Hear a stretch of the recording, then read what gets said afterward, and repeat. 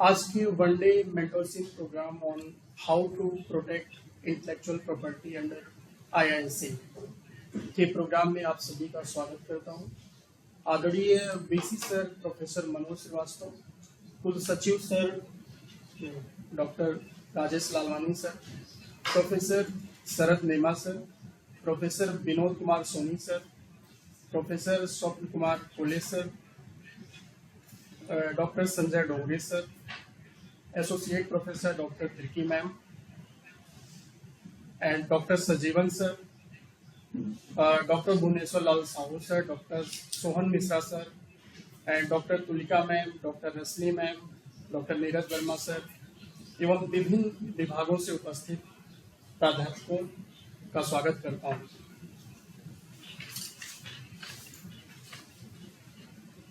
अब मैं आज की कार्यक्रम की अध्यक्षता कर रहे हैं, जिनके मार्गदर्शन में आईएसएफ, आईटीबीआई, आईआईसी की स्थापना इतने कम समय में हो सकी है। आपकी दूरदृष्टिवादिता, दृढ़ निश्चयता, कर्मठता, लीडरशिप में एंटरप्रेन्योरशिप को बढ़ावा देने के लिए उपरोक्त की स्थापना संभव हो सकी है, जिससे विश्वविद्यालय निरंतर इस दिशा में क्रियाशील है। अब मैं कार्यक्रम की अध्यक्षता कर रहे VC sir professor Manoj Kumar Srivastava sir को अपने उद्बोधन के लिए आमंत्रित करता हूं। Thank you. आज के इस कार्यक्रम में मुख्य वक्ता के रूप में उपस्थित doctor Amit Dubey ji, scientist, council, Chhattisgarh council of science and technology, विश्वविद्यालय के आचार्य प्रोफेसर शरद नेमा जी, आईआईसी के प्रेसिडेंट डॉक्टर सजीवन कुमार जी,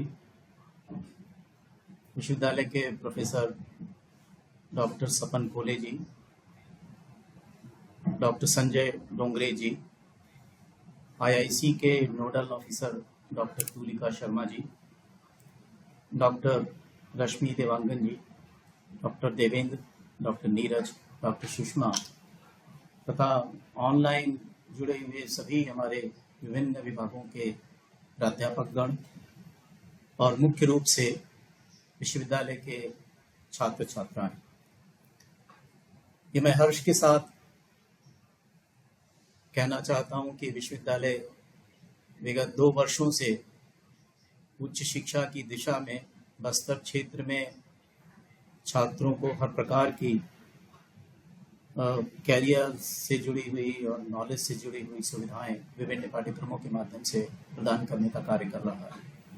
और अभी कुछ ही समय पहले सत्र 2024-25 से विश्वविद्यालय ने विभिन्न पाठ्यक्रमों में, यूजी और पीजी पाठ्यक्रमों में राष्ट्रीय शिक्षा नीति को भी लागू किया है।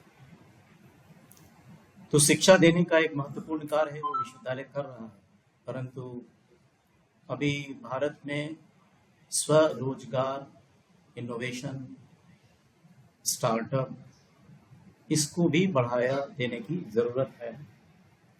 और इस बात को ध्यान में रखते हुए जिस प्रकार अन्य विश्वविद्यालय और पूरे भारत इस दिशा में कार्य कर रहा है, विश्वविद्यालय ने भी एक अपनी कार्य परिषद के द्वारा SNKV incubation and startup foundation की स्थापना की है, जिसकी डॉक्टर तुलिका शर्मा कोऑर्डिनेटर है। और एक हमारे पास एक बहुत वाइब्रेंट टीम इस दिशा में कार्य कर रही है और इनोवेशन स्टार्टअप की दिशा में पिछले कुछ समय में विश्वविद्यालय ने महत्वपूर्ण कार्य किया है। और अभी कुछ समय पहले विश्वविद्यालय में आईआईसी की स्थापना की है, जिसमें डॉक्टर अमित दुबे जी हमारे एक्सपर्ट ऑन बोर्ड हैं। मैं उनका भी बहुत स्वागत करता हूं और आप सभी का स्वागत करता हूं।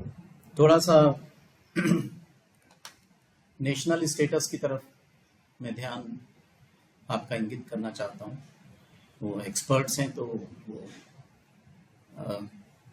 इंटेलेक्चुअल प्रॉपर्टी राइट और पेटेंट्स इस विषय में बातचीत करेंगे।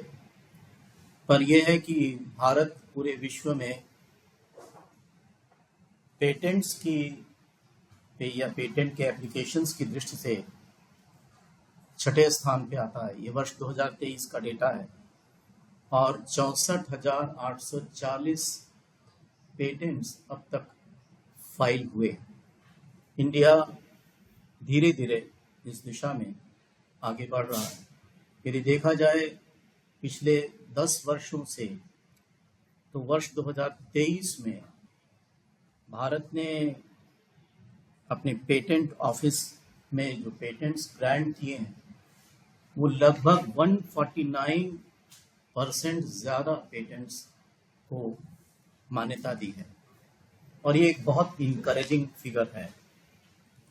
इंडिया वर्ष 2023 में करीब पेटेंट की एप्लीकेशंस करीब 15.7%, ये 2023 की फिगर है, 15.7% इंक्रीज हुई है, बढ़ी है।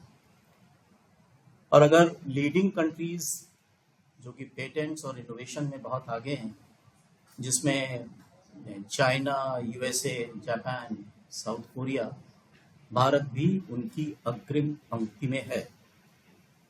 ग्लोबल इनोवेशन इंडेक्स, जो कि हम सभी जानते हैं कि World Intellectual Property Organization United Nations की एजेंसी है, और वो ग्लोबल इनोवेशन इंडेक्स 2024 में भारत 39th रैंक पर रहा है आउट ऑफ 130 कंट्रीज। ये बहुत इंकरेजिंग है। और अगर आप देखें तो 2015 में भारत 81वें स्थान पे था। 2015 से 2024 में एक बहुत बड़ा लीप है, बहुत बड़ा जंप है भारत के लिए। जबकि बल्कि अगर देखें कि सेंट्रल एशिया और साउथ एशियन कंट्रीज में या इसी तरीके की जो लोअर मिडिल इनकम कंट्रीज हैं, उनमें भारत लगभग टॉप रैंकर्स में से एक है। आश्चर्य यह है कि अगर आप इजराइल को कंपेयर करें या साउथ कोरिया, स्वीडन, जापान, इनसे कंपेयर करें भारत को, तो वो तो लगभग अपने जीडीपी का 4.95% रिसर्च एंड डेवलपमेंट में इन्वेस्ट करते हैं, एक्सपेंडिचर है उनका। जबकि भारत अपनी जीडीपी का मात्र 0.7% पर भारत की ये परफॉर्मेंस है। हम केवल अपनी जीडीपी का 0.7% ही रिसर्च और डेवलपमेंट पर हमारा एक्सपेंडिचर है, उस पर जरूर बढ़ाना चाहिए। एक मैं ध्यान आप सभी का आकर्षित करना चाहूँगा कि रिसर्च एंड डेवलपमेंट में total personnels engaged in research and development as compared to its total population. Well, that is very important because that involves a creation of new concepts, the creation of new knowledge, creation of the process and methods, systems, and the management of projects. अगर आप compare करें, ये मेरे पास UNESCO institute of statistics जून 2020 का data है, जिसमें Denmark पर million inhabitants में उनका रिसर्च एंड डेवलपमेंट में 8,065 लोग रिसर्च एंड डेवलपमेंट में इंगेज्ड हैं, personnels are engaged. South Korea it is almost 7,980. So many people are engaged in research per million inhabitants. Similarly, Sweden is 7,500, whereas India engages only 252 personals or researchers per million inhabitants. It's so low. Still we are high. We stand at 39th rank.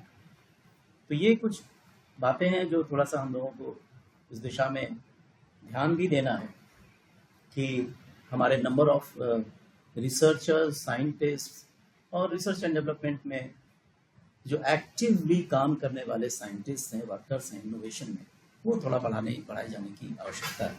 चूँकि मैं छत्तीसगढ़ में रहता हूँ, हमारा विश्वविद्यालय छत्तीसगढ़ में है, तो नीति आयोग की एक फिगर है जो मैंने नीति आयोग के रिकॉर्ड से ली है, और वो ये कहती है कि कर्नाटका का जो इंडिया इनोवेशन इंडेक्स है वो 42.5 है. Karnataka stand first. Next is Maharashtra which is 38 scope.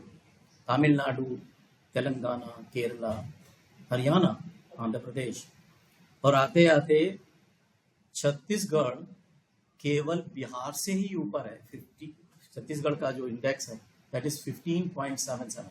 Dubey ji बताएंगे इसमें कुछ इम्प्रूवमेंट हुआ है.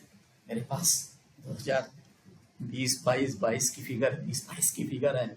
इवन मध्य प्रदेश जिससे हम 2000 में टूट के अलग हुए वो 20.82 है, which very close to Uttar Pradesh.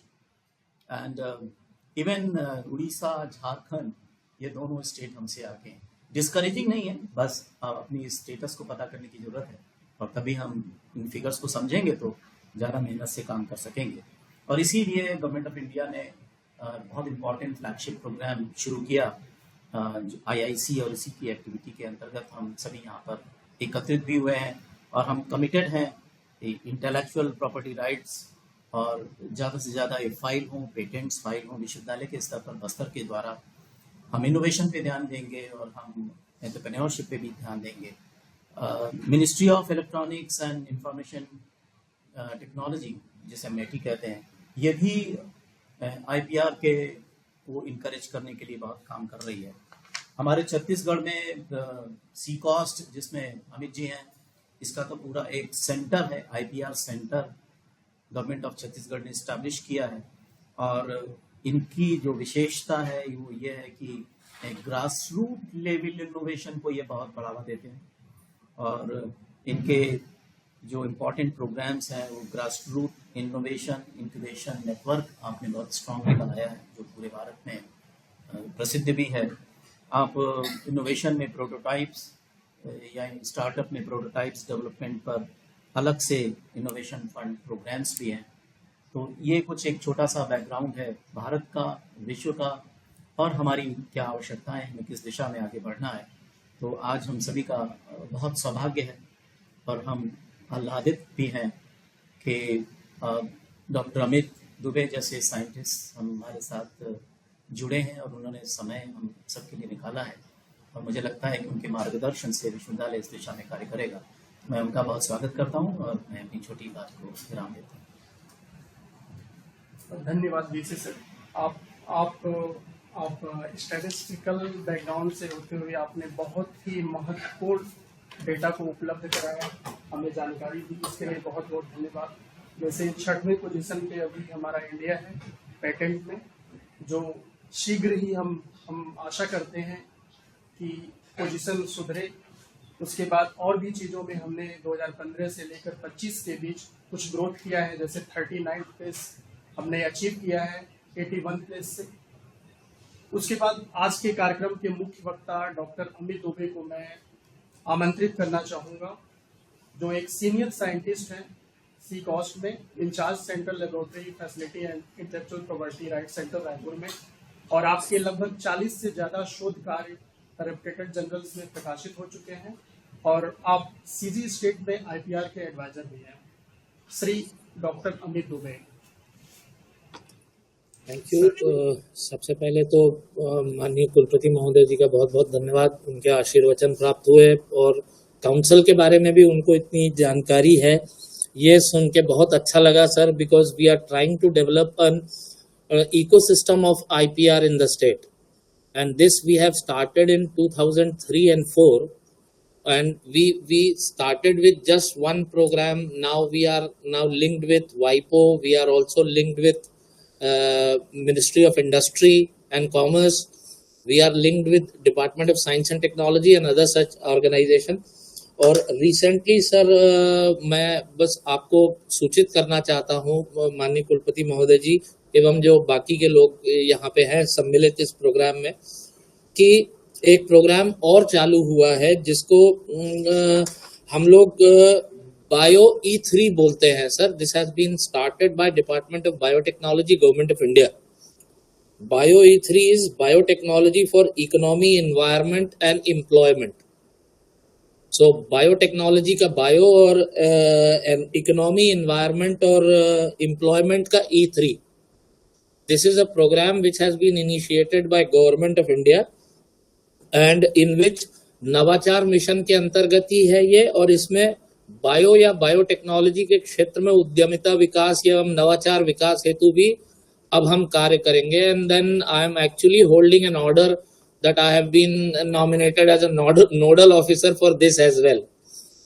So I just wanted to inform you because initiate अगर उस zone से हो जो कि सबसे ज्यादा bio resourceful zone है, because Bastar basically is one of the most bio resource zone in the entire Chhattisgarh.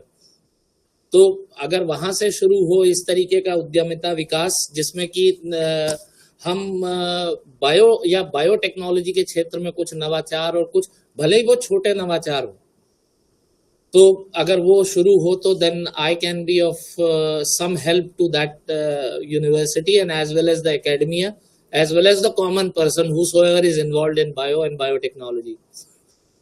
थोड़ा सा अपना परिचय दे दूं सर. मैं एक्चुअली भी I am not a senior scientist, I am scientist D.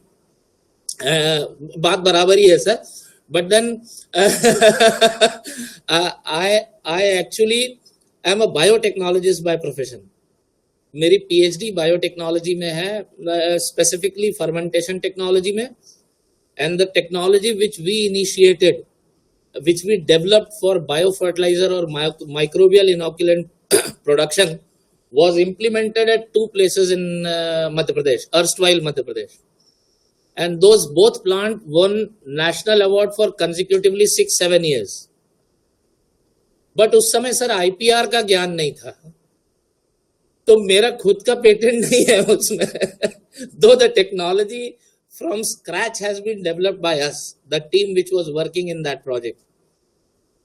So with this premise, मैं थोड़ा सा इनोवेशन के बारे में बताऊंगा, फिर पेटेंट और कॉपीराइट और बाकी के जो आयाम हैं बौद्धिक संपदा अधिकार के उनके बारे में, and then what council can do to file in IPR. क्योंकि मुझे जो थीम दिया गया है as per the letter is कि IPR फाइलिंग कैसे करें उसको भी बताना है. तो if I am allowed, should I share the presentation please? Please. I'll ask the technical team to support it. I'll ask the technical team to support.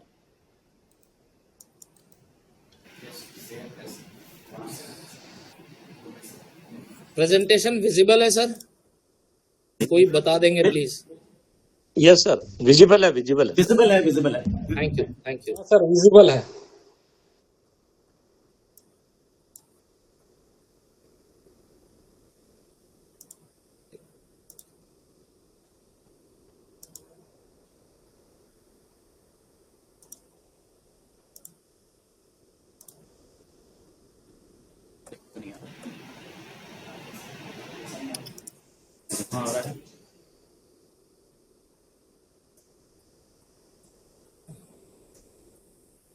Okay.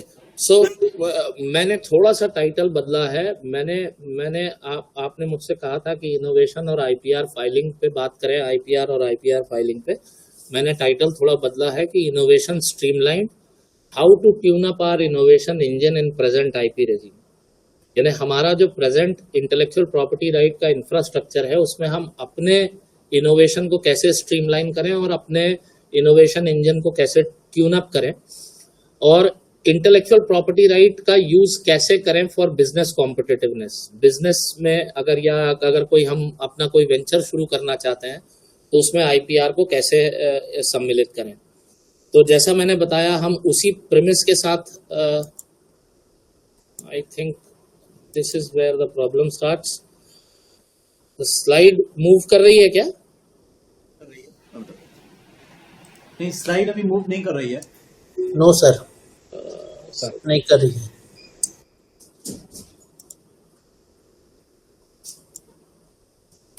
Okay,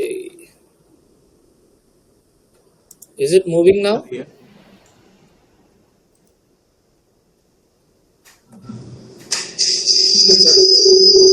It is moving, sir. It is moving, na? Okay.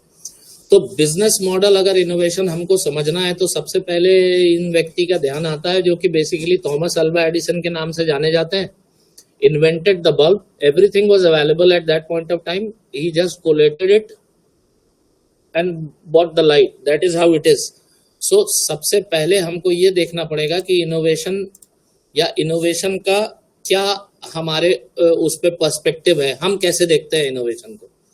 तो ज्यादातर innovation को idea killers जो innovation के लिए है उसमें ये 5-10 points जो मैंने देखे थे और जो मैंने पढ़ा basically in due course of time with the training which I got at several places.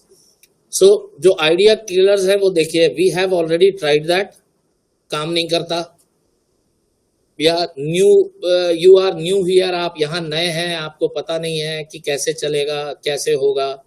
हमारे कस्टमर्स बहुत स्पेशल है, ये नई चीज डालेंगे तो हो सकता है वो चले जाए. Doesn't fit with the strategy of the strategy या सिस्टम के साथ फिट नहीं होता है. और सबसे जो इम्पोर्टेंट है, ज्यादातर आइडिया को हम कहते हैं नॉट साइंटिफिक या फिर बोलते हैं jugaad. And these are the 2 most important idea killers. So कहानी ये है कि what literature and what things we are looking at while seeing the idea. So what we are looking at is basically the global perspective. Magar, as there has been nowadays very big statements being made around कि local specific problem needs local specific solutions also. मतलब हमको वो problem innovation के लिए ढूंढनी चाहिए जो हमारे आसपास हो, ना कि ग्लोबल पर्सपेक्टिव में. If somebody is sending a rocket and landing it again on vertically, that is not relevant for every Tom, Dick and Harry who is actually would be the potential customer for any idea. और अगर आपका idea आपको जिसको देना है उसके हिसाब से अगर प्रॉब्लम सोल्यूशन नहीं बनेंगे तो वो आइडिया और वो बेसिकली रिजेक्ट हो जाएगा and it would not be N innovation. अगर उस हिसाब से देखें तो हम जनरली डिफाइन करें तो innovation is developing a new idea and putting it into a practice. मतलब एक नया आइडिया और उसको प्रैक्टिस में लाना, इसको हम इनोवेशन कहते हैं. लेकिन मूलभूत सिद्धांत ये होना चाहिए कि it should be a local specific problem. अगर आप देखें तो there are different types of innovation these days. Product में इनोवेशन है, प्रोसेस में इनोवेशन है, रेडिकल इनोवेशंस हैं, इंक्रीमेंटल इनोवेशंस हैं, डिस्ट्रप्टिव इनोवेशन है, सस्टेनिंग इनोवेशंस हैं. प्रोडक्ट माने अगर कोई नए तरीके का प्रोडक्ट मार्केट में आता है या कोई प्रक्रिया, नवीन प्रक्रिया या कोई नवाचारी प्रक्रिया जिससे कि कोई प्रोडक्ट बन सके. रेडिकल माने आप किसी विधा में या किसी विज्ञान या किसी क्षेत्र में आप आमूल चूल परिवर्तन कर दें, मीन्स बेसिक और फंडामेंटली उसको चेंज कर दें. Incremental that means improvement from the present status. Like for example bulb पहले बनते थे जो कि टंगस्टन फिलामेंट वाले. Nowadays there are very few people who buy those bulbs. अब तो सब एलईडीज एंड ये आ गए. तो that is where the incremental innovation is all about. Disruptive means आप तोड़ो फोड़ो जोड़ो, and sustaining means which is basically sequential or complementary to the predecessor. यानी पिछले इनोवेशन से सस्टेनिंग इनोवेशन. इसी तरीके से और दूसरे तरीके के इनोवेशन है जिसका कुछ हिस्सा सर ने भी अपने प्रारंभिक उद्बोधन में बताया. इंस्टीट्यूशनल इनोवेशन माने नई शिक्षा नीति यानी पॉलिसी चेंजेस.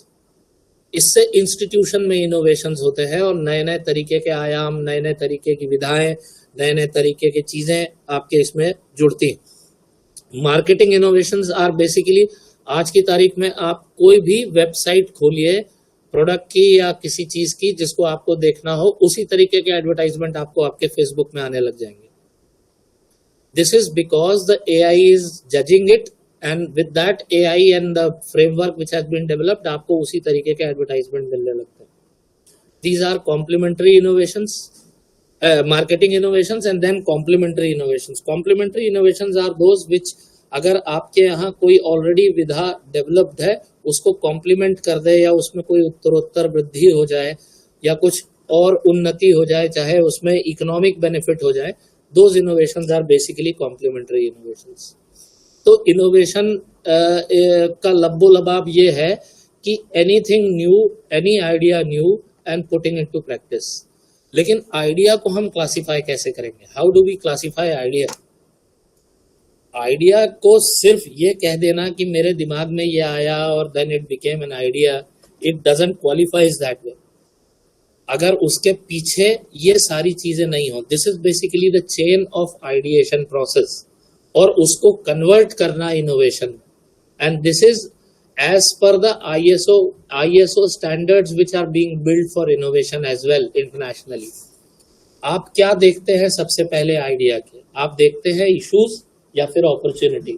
ये दो चीजें आप देखते हैं कि इश्यूज या अपॉर्चुनिटी किस तरीके की। Then you put in the knowledge associated with that issue और idea which is already prevalent in the society. उसके बाद आप उसमें एडेंडम करते हैं, that means you put in your creativity into it, and with these inputs तब वो सिर्फ आइडिया बनता है। हम अपनी पीएचडी थीसिस या जिन्होंने एमफिल किया है उनको रिसर्च मेथोडोलॉजी पढ़ाई जाती है। तो रिसर्च मेथोडोलॉजी में हम सबसे पहले लिटरेचर सर्वे, ये वो बहुत सारी चीजें पढ़ना, लेबोरेटरी स्टैंडर्ड ऑपरेटिंग प्रोसीजर्स पढ़ना, how to work in the laboratory, safety, biosafety measures पढ़ना, and then so on so forth we go into the research, and this is what is basically in case of ideation or innovation also।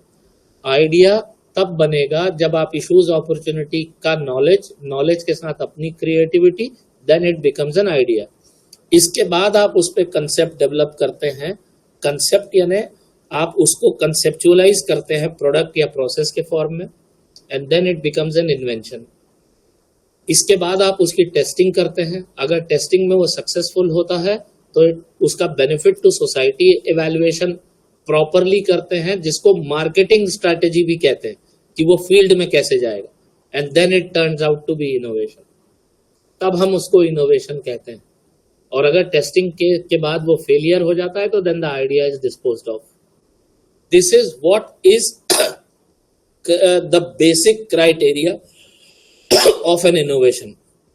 Innovation is important, बिल्कुल 100% important है, but क्या उसको अभी करना जरूरी है? बिल्कुल, ये भी बात important है, लेकिन उसके लिए क्या क्या मेजर्स होते हैं, किस किस तरीके से इनोवेशन को ड्राइव किया जाता है। तो एक तो एक्सटर्नल प्रेशर है कि आविष्कार की जननी आवश्यकता है, सस्टेनेबिलिटी की जरूरत है हमको, because we want to be sustainable, और otherwise there would be a lot of problem in the near future. Innovation कब किया जाए ये भी बहुत ज्यादा जरूरी है कि उस चीज की आवश्यकता है नहीं अभी, लेकिन हम उसको अगर अभी उस प्रोसेस में काम करने लगेंगे तो वो आज की तारीख में तो यूज नहीं होगा, which happened with Xerox. Xerox was developed in early 60s, came into use in late 70s। तो इतना समय लग गया उस इनोवेशन को आने में। देन एम्प्लॉई इन्वॉल्वमेंट भी उसमें सबसे ज्यादा जरूरी है, because administration if focusing on the innovation तो उसमें एम्प्लॉय का भी उतना इन्वॉल्वमेंट बहुत ज्यादा जरूरी है। तो innovation is not just bought out on special occasion. Innovation engine हमेशा चलता रहता है, लेकिन ये सारी चीजें भी उसके साथ कंसिडर करनी जरूरी है। अब अगर मैं आपसे पूछूं कि यू क्लिप के इनोवेशन का मतलब क्या है, कैसे डिफाइन करेंगे? इस यू क्लिप के कितने सारे यूजर्स आप 30 सेकंड में देख सकते हैं। आप अपनी कागज निकाल लीजिए और उस पर लिख लीजिए, and see how many ideas can be viable. हमारे यहाँ यू क्लिप का उपयोग पेपर को फंसाने के लिए होता है, so that it doesn't have to be poked, या उसमें कोई हम छेद ना करें। यू क्लिप का उपयोग सबसे ज्यादा एक्सटेंसिवली यूज होता है मोबाइल का सिम कार्ड निकालने में। इसके अलावा यू क्लिप के अन्य अनेक यूजेस हैं। आप अपनी लिस्ट बनाइए एंड थिंक कि how many ideas you can generate. तो इससे आपको कुछ चीजें पता चलेंगी कि how the level of innovation works. If you see status quo, यानी आप वहीं के वहीं खड़े हैं बस। अगर आप एनालाइज करेंगे, एब्स्ट्रैक्शन करेंगे और method and way of thinking change करेंगे, तो इंक्रीमेंटल, रेडिकल या लेवल ऑफ चेंज आपको दिखाई देगा। स्टेटस क्वो पे do the right thing, analyse और इंक्रीमेंटल में डू इट बेटर, एब्स्ट्रैक्ट और रेडिकल के बीच में आता है do the right thing better and more effectively, learn and B inspired by the best, and if you methods and way of thinking और level of change अगर आपको लाना है तो do it in a new and different में and think the impossible, that is think out of the box. That is how it works. So these are basically level of innovations. Think outside the box to solve a local specific problem. Then it would be a very successful innovation. So innovation strategy कैसी होनी चाहिए? What do we need innovation for? कितना चाहिए है? कब चाहिए है? किसकी responsibility होगी उस innovation को take care करने की? Knowledge और knowledge management कौन करेगा? प्रोसेस और क्रिएटिविटी कहां से लाएंगे, और इवैल्यूएशन एंड इम्प्रूवमेंट उस इनोवेशन में समय अवधि के बाद जब करने की आवश्यकता होगी तो वो कौन करेगा. These are all part and parcel of innovation and innovation strategy which are. अगर आप इनोवेशन प्रोसेस का बात करें तो ये डबल डायमंड एक डायग्राम है which is basically on the basis of design thinking. Design thinking आज की तारीख में बच्चों के सिलेबस में भी इंक्लूड कर दी गई है as per the new educational policy, and even in the school level this has been included from 6th 7th onwards. अगर इसी को ही हम थोड़ा सा और बेहतर तरीके से डिफाइन करने की कोशिश करें तो व्हाट एंड व्हाई में नॉलेज, एम्पैथी और क्लैरिफिकेशन, एंड हाउ में आइडिया, प्रोटोटाइप और वैलिडेशन. अगर यहां से शुरू करें तो discover, define and develop and deliver. If you see the first part indicates question, vision, need and problem. Second part where with the knowledge, empathy and clarification comes a solid starting point for ideas, which is iterations, and then third part, those ideas are developed into prototypes and then validated and functional and tested concept comes out of it, which is the delivery of any innovation process. So from question to the delivery, that means functional and tested concept is basically the entire innovation process. इसमें बहुत सारे लोग function करते हैं, advisors, coach, consulting facilitators and so on so forth. अगर हम इसको देखें तो क्रिएटिविटी एंड फैसिलिटेशन में मैंने अभी आपसे पूछा कि यूक्लिप के एग्जांपल बताइए. आपने बहुत सारे लोगों ने लिखा होगा, हो सकता है बहुत सारे लोगों ने ना लिखा हो, मगर अगर आप उस आइडिया को in any classroom if you put fourth an idea कि इस टॉपिक पे आप लोगों के क्या क्या आइडियाज हैं वो हमको बताइए, तो शुरुआती दौर में there is a very big rise in the ideas. ये मैंने उल्टा बनाया है. ये राइज जो है आइडियाज का बहुत ज्यादा होता है और एक स्टेज आने के बाद there is a panic point. If you don't collate और categorise that idea to take it forward, and most of the ideas actually are killed at this panic point. If we don't take it forward in terms of concept building, in terms of development of prototypes, in terms of validation of those ideas. So with this context, अगर आप देखें तो innovation या innovation management system या innovation management को हम अलग अलग तरीके से define कर सकते हैं. Innovation is a successful exploitation of new idea to realize value. और ये ISO 56002 की जो प्रैक्टिकल हैंडबुक है उसके हिसाब से है कि innovation is a successful exploitation of a new idea to realise value in terms of societal benefit, value in terms of monetary benefits, both ways. Then what is innovation management? Innovation management is about defining, planning and executing the steps required to progress that idea into innovation. उस idea को innovation में convert करना, इसको बोलते हैं innovation management. Innovation management system जो है that is basically a set of interrelated and interacting elements and activities that enable an organisation to develop and enhance it innovative capabilities. ये पूरा organisational structure is called as innovation management system. और अगर इसको मैं define करूं तो आपको opportunities और इंटेंट वैलिडेटेड कंसेप्ट से मिलते हैं या डिप्लॉयड सोल्यूशन से मिलते हैं या कोई नई आपने अपॉर्चुनिटी आइडेंटिफाई की, उस पे आप कंसेप्ट डेवलप करते हैं एंड उसके सॉल्यूशंस डेवलप करते हैं और फिर सॉल्यूशंस को डिप्लॉय करते हैं, यानी उसको इम्प्लीमेंट करते हैं। इससे इनोवेशन वैल्यू जनरेट होती है। अगर इसके साथ leadership which is commitment, vision, strategy and policy and also the support system, like उसमें क्या डूज हैं, क्या डोंट्स हैं, परफॉर्मेंस इवैल्यूएशन, इम्प्रूवमेंट कितना हो रहा है कि नहीं हो रहा है, प्लानिंग, यानी resource, competency and other support जुड़ जाता है, तो it becomes innovation management. And then if the context of organization also comes into the picture, that means external and internal issues, cultural and collaborative efforts which have been made to develop or deploy those solutions and generate an innovation value, then it becomes an innovation management system.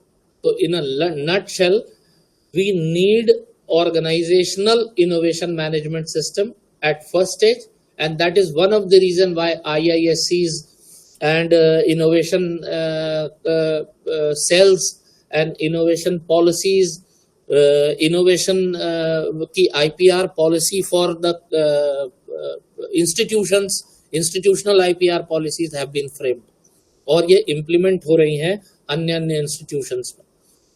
अब with this premise, you start what we will talk about, what is intellectual property rights. तो intellectual property rights अगर हम बोले तो basically ये बाद में आता है और इनोवेशन पहले। अगर इनोवेशन नहीं है तो इंटेलेक्चुअल प्रॉपर्टी राइट नहीं है। It is as simple as that. If there is an innovation then only there is an intellectual property right. अधिकार तो तब लिया जाएगा जब हम अधिकारी होंगे। तो that is how it works.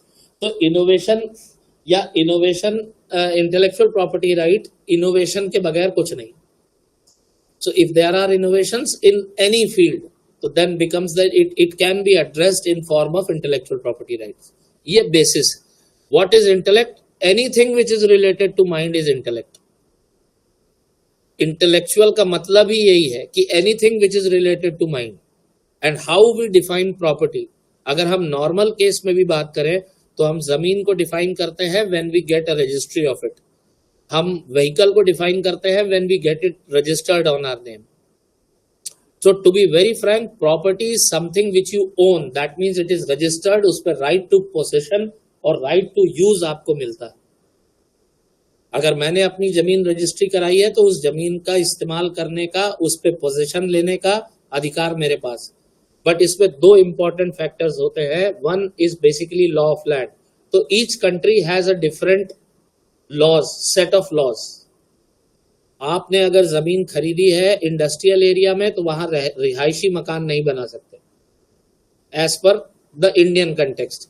आपने अगर जमीन खरीदी है रिहायशी एरिया में तो वहां इंडस्ट्री नहीं चला सकते। That is basically law of land. और दूसरा हिस्सा ये है कि nobody else can lawfully use his property without owner's authorisation. यानी अगर मेरी जमीन है तो जब तक मैं ऑथराइज नहीं करूंगा उसका कोई इस्तेमाल नहीं कर सकता। And that stands true in case of intellectual property rights also.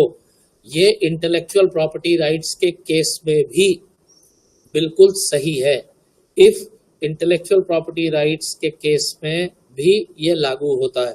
Third हिस्सा जो है इज कॉल्ड एज राइट्स।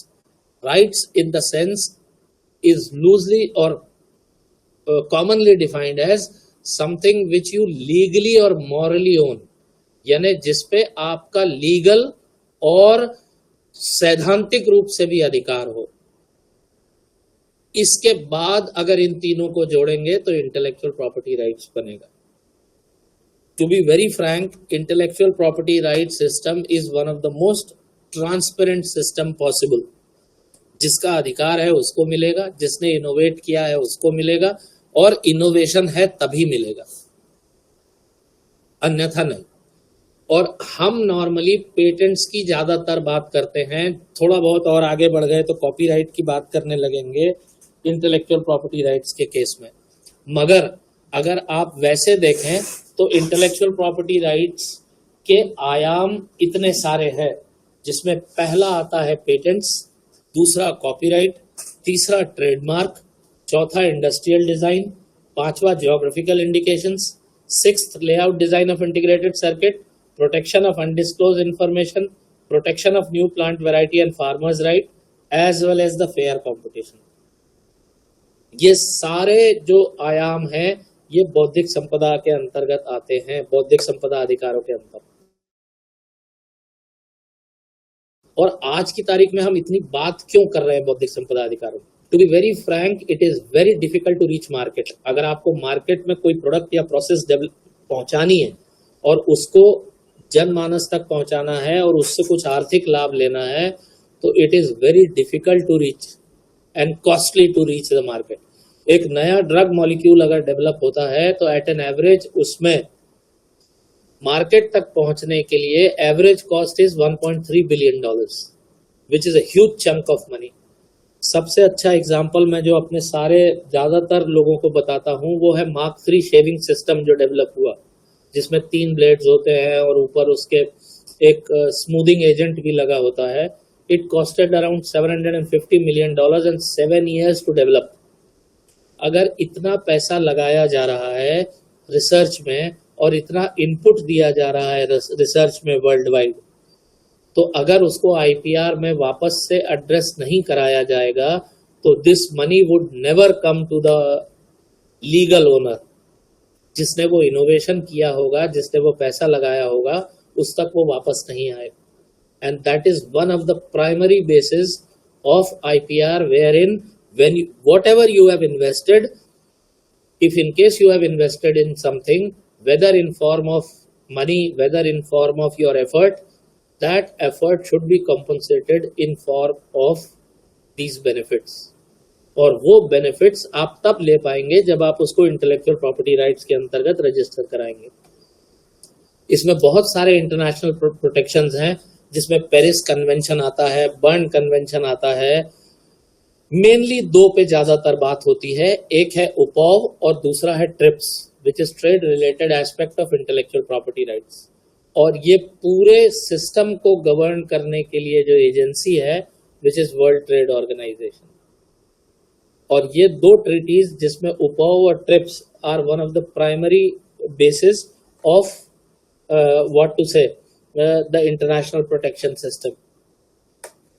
अगर इंडियन कंटेक्स्ट की बात करें तो इंडिया में एक पेटेंट एक्ट है, एक डिजाइन एक्ट है, एक ट्रेडमार्क एक्ट है, एक कॉपीराइट एक्ट है, layout design of integrated circuit act है, protection of undisclosed information contract act के तहत आता है। ज्योग्राफिकल इंडिकेशंस जो है वो एक अलग एक्ट के फॉर्म में है।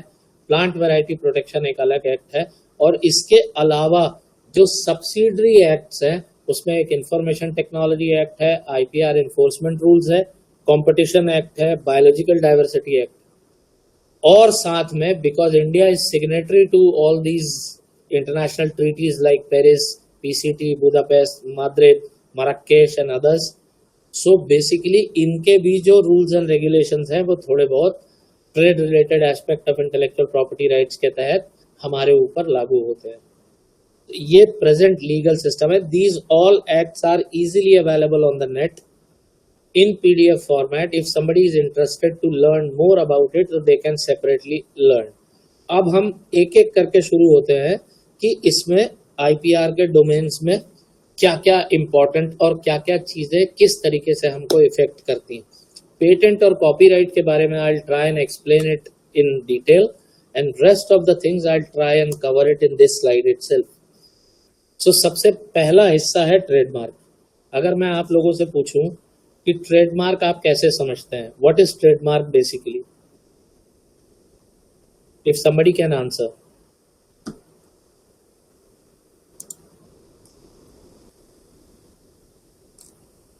Hello. Sign, symbol or pictorial representation that indicates a particular business. Absolutely fantastic. बिल्कुल, अगर ये उसकी वो वाली डेफिनेशन है जिसमें हम कहते हैं कि साइंस एंड सिंबल्स। आप लोगों में से कितने लोग जानते हैं केरोसिन, एस्केलेटर, नायलॉन और थर्मस? आप लोगों में से कितने लोगों ने थर्मस खरीदा है?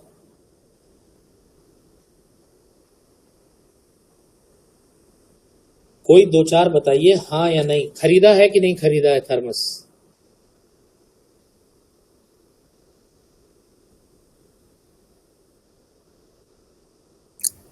खरीदा है सर।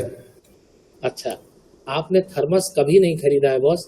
आपने सेलो या मिल्टन का वो जार खरीदा है जिसमें आप चाय को गर्म और पानी को ठंडा रख सकते हैं। थर्मस खरीदा है कि नहीं खरीदा है, आप फिर से बोलिए। मेरे पिताजी के पास, माताजी के पास एक हुआ करता था जिसमें कांच लगा रहता था, बहुत पुरानी बात है। वो थर्मस था क्या?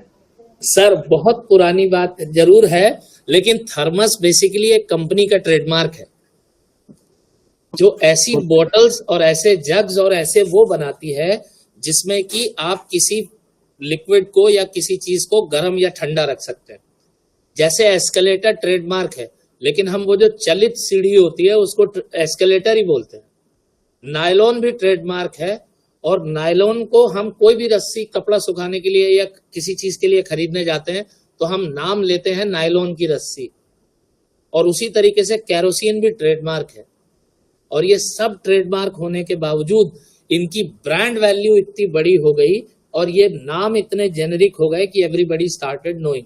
तो ट्रेडमार्क वो साइन जरूर है, लेकिन एक्चुअली ट्रेडमार्क का आईपीआर के पर्सपेक्टिव में ये इंपॉर्टेंस है कि आपका प्रोडक्ट और सर्विस मार्केट या कंज्यूमर तक एक बार सिर्फ वो साइन देखने से ही मिल जाए, इसको हम बोलते हैं ट्रेडमार्क। दैट मीन्स अगर आपने कहीं लिखा देखा, एक छोटी सी बच्ची बनी हुई है, वो पोल्का डॉट्स वाली फ्रॉक पहनी हुई है और उसके नीचे लिखा है अटरली बटरली डिलीशियस, तो ऊपर अमूल ना भी लिखा हो तो आपको पता होगा कि यह अमूल है। And that is how trademark or the brand becomes a value for the company. Like Apple became the world leading company in mobile or mobile technology and even in case of laptops and other computer systems.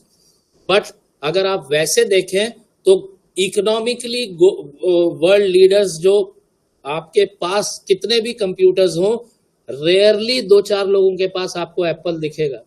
So why the Apple is the biggest company? It is because its brand value is that big. Same is the case with Coffee Bite या फिर Mango Bite. ये toffee हम सब ने खाई होगी। Coffy Bite और Mango Bite को रेवलगांव कंपनी बनाती थी। Now that company has been purchased by Reliance. मगर आज भी मार्केट में उसी नाम से यानी कॉफी बाइट और मैंगो बाइट नाम से ही वो टॉफी आती है, सेम पैकिंग में, क्योंकि ट्रेडमार्क भी खरीदा जाता है।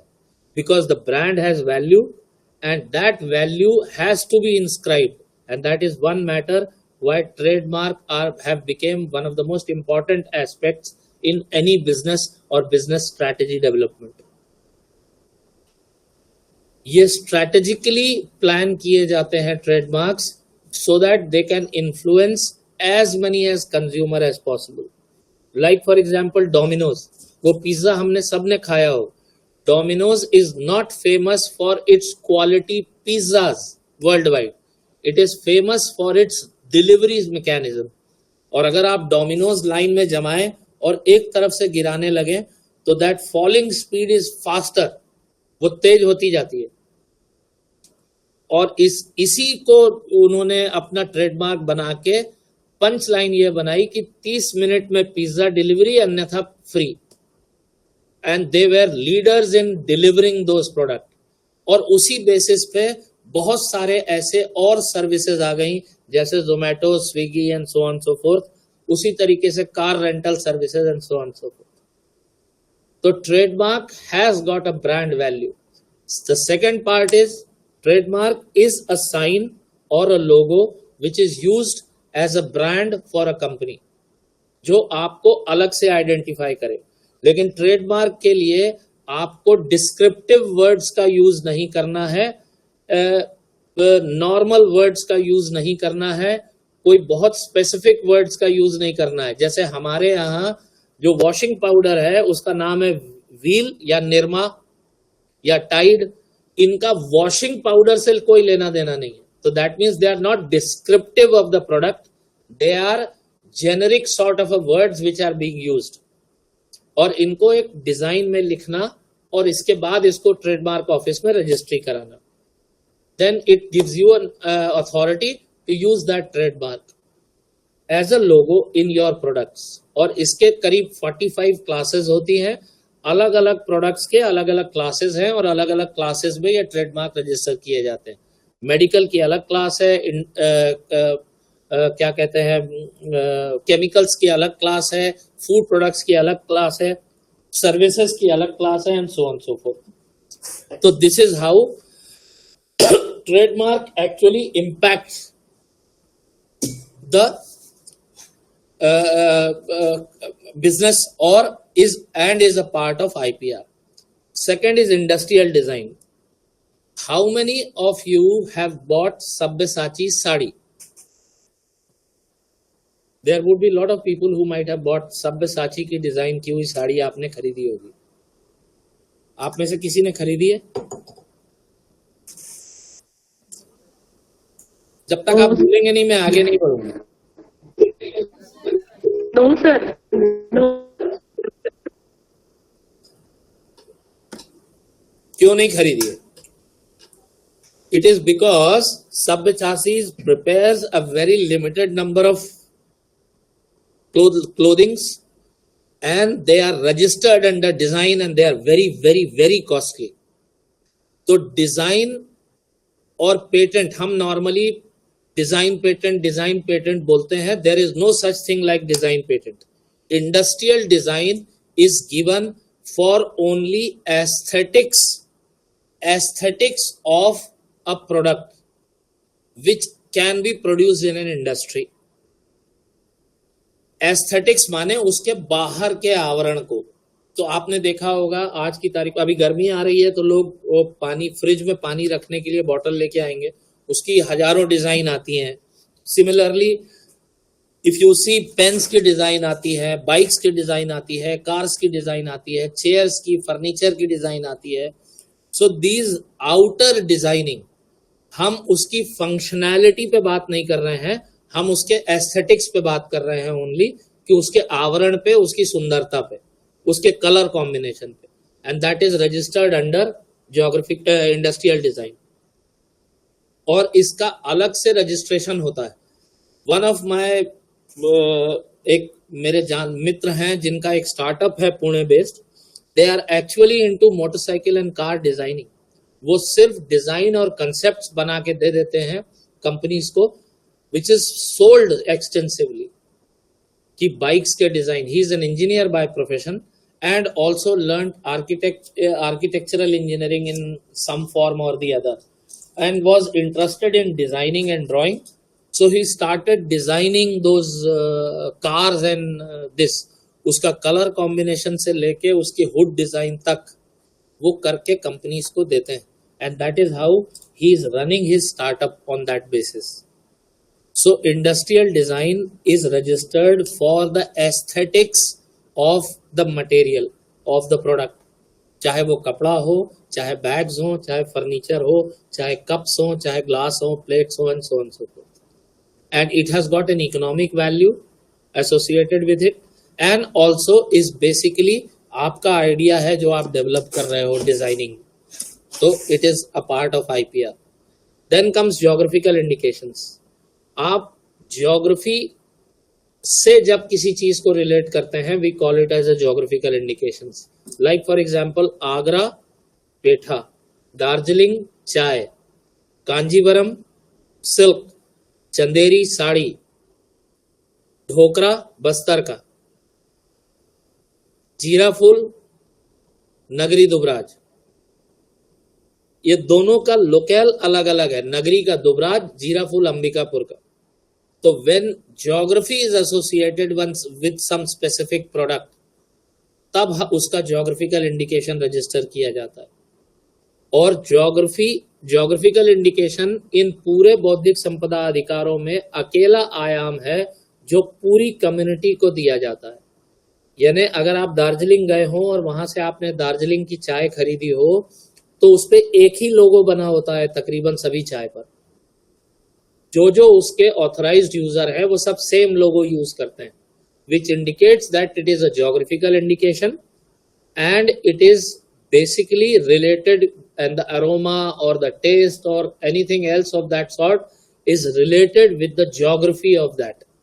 बनारसी साड़ी ये सब geographical indication पे है, और ये क्योंकि कम्युनिटी का राइट है इसलिए भारत सरकार द्वारा भी इसको काफी प्रमोट किया जा रहा है। अभी एक डिस्ट्रिक्ट एक प्रोडक्ट, ये ज्योग्राफिकल इंडिकेशंस के आधार पर भी इसको काफी डेवलप किया जा रहा है।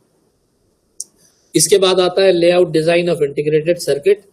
कैलकुलेटर से लेके आपके कंप्यूटर तक, मोबाइल तक, everything nowadays is basically micro processor और चिप बेस्ड।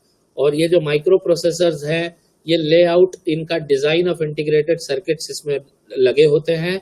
और ये integrated circuit, if you develop something new और नए तरीके का आप इंटीग्रेटेड सर्किट बनाते हैं फॉर अ डिवाइस और for and you program it, then it is registered under layout design of integrated circuit.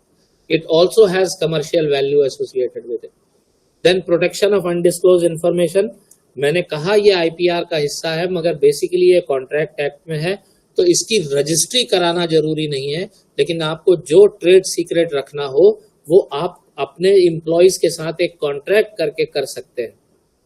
But then that contract has to be very legitimate, वो contract आपको प्रॉपरली करना पड़ेगा।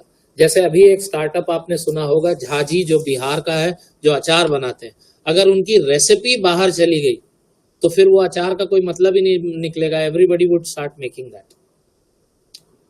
तो वो recipe को अनडिस्क्लोज इंफॉर्मेशन के तहत उनको प्रोटेक्ट करके रखना पड़ेगा। और same is the case with any other. एक बार कोका कोला का भी यही है, हाइंस टोमेटो केचप का भी यही है, and so on so forth.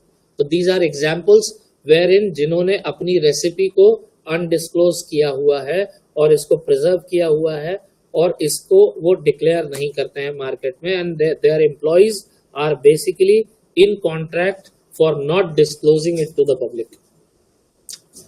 अब last but not the least, protection of new plant variety and farmers right. अगर आप देखेंगे तो बहुत सारी वेराइटीज, छत्तीसगढ़ में ही धान की करीब 10,000 से ज्यादा वेराइटीज है। तो इन वेराइटीज में से जो ऐसी वेराइटीज है जिनका की बहुत कमर्शियल यूज है या मेडिसिनल यूज है या जिनका की इम्पोर्टेंस है इन केस ऑफ दीज थिंग्स, तो हम इसको प्रोटेक्ट करते हैं न्यू प्लांट वेराइटी के अंतर्गत। और इसी तरीके से इनका रजिस्ट्रेशन बाकायदा न्यू प्लांट वैरायटी के अंतर्गत किया जाता है। तो ये हिस्से हुए आईपीआर के, और दो जो मेजर हिस्से हैं जिन पे अपने को बात करनी है मेजरली, वो है पेटेंट और ट्रेडमार्क, कॉपीराइट, सॉरी, क्योंकि that in case of academic और research perspective are one of the most important aspects.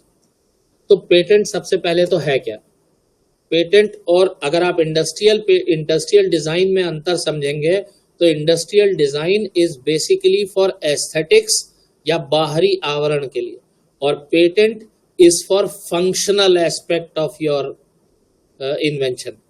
आपके फंक्शनल एस्पेक्ट पे दिया जाता है पेटेंट, और ये एक्सक्लूसिव राइट है granted by the state for an invention that is new, involves an inventive step and capable of industrial application. इसमें industrial application या इंडस्ट्रियल यूज, न्यू और इन्वेंटिव स्टेप, ये 3 क्राइटेरिया फुलफिल होने चाहिए तो आपको ये पेटेंट ग्रांट किया जाता है। In your innovation these 3 criteria have to be fulfilled. somebody's mic, hello. तो ये इनोवेशन, ये पेटेंट जो है, ये is an exclusive right, depends upon the functionality it is given for a product or a process। इसके लिए आपको क्या करना पड़ेगा? आपको ये करना पड़ेगा कि you have to disclose your innovation to the government। अब ओनर को एक लिमिटेड पीरियड के लिए ये पेटेंट राइट दिया जाता है, which is for 20 years as per Indian patent act. और ये टेरिटोरियल राइट है। टेरिटोरियल का मतलब अगर आपने इंडिया में पेटेंट कराया है तो आपकी टेरिटरी या आपका अधिकार इंडिया तक है। इसलिए ऐसा होता है कि जब कोई दवाई या कोई, जैसे अभी हमने एक गुरु घासीदास यूनिवर्सिटी के लिए भी और JNM मेडिकल कॉलेज के लिए जो पेटेंट फाइल किया, उसमें एक पेटेंट हमने यूएस में कराया और एक पेटेंट इंडिया में, यानी वो यूएस में भी पेटेंटेड है और इंडिया में भी पेटेंटेड है। मैं पेटेंट के समय ज्यादातर लोगों ने आपके जिन्होंने आपके सामने पेटेंट या IPR की बात करी होगी, उन्होंने आपको एक एग्जाम्पल दिया होगा। वो एग्जाम्पल है हल्दी का, कि हल्दी का पेटेंट यूएस ने करा लिया था, फिर हम उसको इंडियन गवर्नमेंट ने केस किया, फिर हम उसको जीते। तो मेरा सवाल आपसे ये है, क्योंकि आखिरी में आप सब लोगों को सवाल पूछने का टाइम दिया जाएगा शायद, तो मेरा सवाल पहले आपसे ये है कि हमको थाने जाना या कोर्ट कचहरी जाना वैसे भी अच्छा नहीं लगता, तो हमको केस करने की क्या जरूरत थी अगर किसी ने अमेरिका में पेटेंट करा लिया तो? मैं फिर कह रहा हूं, जब तक कोई इसका बोलेगा नहीं तब तक मैं आगे बढ़ूंगा नहीं।